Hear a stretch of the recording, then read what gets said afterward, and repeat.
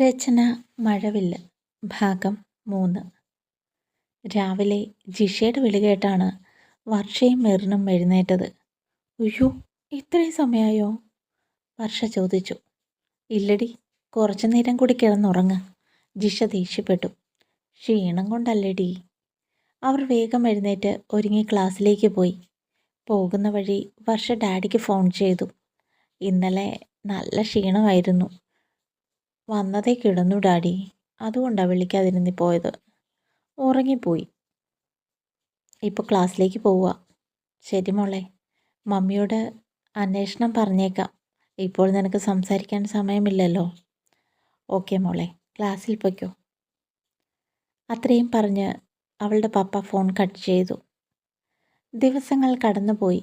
3 പേരും നന്നായി പഠിക്കുമായിരുന്നു. ഒരു ദിവസം വർഷയ്ക്കൊരു കത്ത് കിട്ടി, തൻ്റെ ഷാനുവിൻ്റെ കത്ത്. വർഷയ്ക്ക് സന്തോഷം കൊണ്ട് എന്ത് ചെയ്യണമെന്നറിയില്ലായിരുന്നു.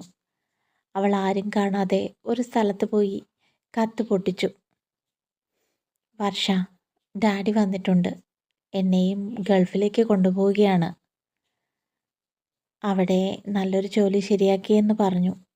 ഡാഡിയുടെ സഹോദരിയുടെ മകൾ മിന്നുവിനെ ഞാൻ കല്യാണം കഴിക്കണമെന്നാണ് ഡാഡി പറയുന്നത്. എനിക്കൊരിക്കലും സാധിക്കാത്ത കാര്യമാണ്.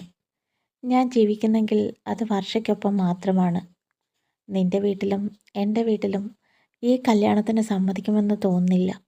അതുകൊണ്ട് നമുക്ക് ഒന്നിച്ച് മരിക്കാം എന്ന് സ്നേഹപൂർവ്വം നിൻ്റെ മാത്രം ഷാനു. കത്ത് കയ്യിൽ പിടിച്ച് തരിച്ചു നിൽക്കുകയാണ് വർഷ.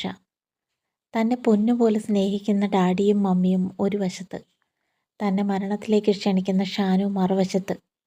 2 കൂട്ടരെയും ഉപേക്ഷിക്കാൻ വയ്യ. ഒടുവിൽ വർഷ തീരുമാനമെടുത്തു. തുടരും.